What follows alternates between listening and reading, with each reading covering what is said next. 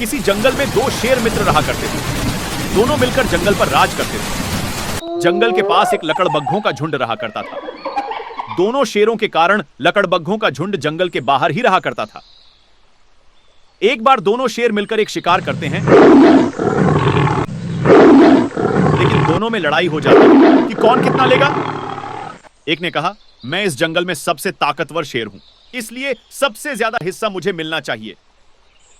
दूसरे शेर ने कहा कि यदि तुम्हें ज्यादा हिस्सा चाहिए तो मुझसे लड़कर अपना हिस्सा जीत लो।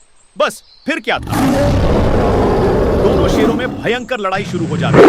आखिरकार एक शेर हार जाता है और जंगल छोड़कर चला जाता है।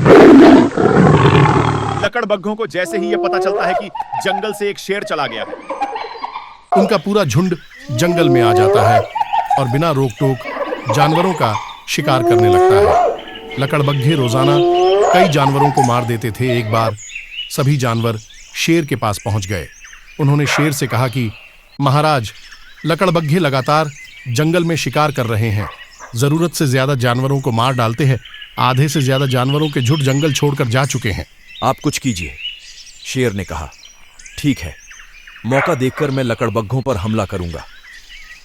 अगले दिन शेर लकड़बग्घों के झुंड की ओर चल पड़ता है। रास्ते में उसे एक बाघ मिलता है। शेर बाघ को भी अपने साथ ले चलता है। दोनों लकड़बग्घों के झुंड के पास पहुंच जाते हैं।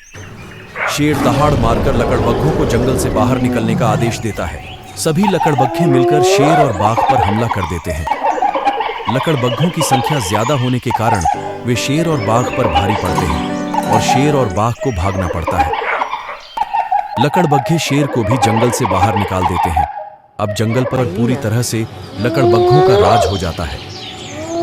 लकड़बग्घे रोज मनपसंद दावत उड़ाया करते। उधर शेर जंगल के बाहर भूखा प्यासा भटक रहा था।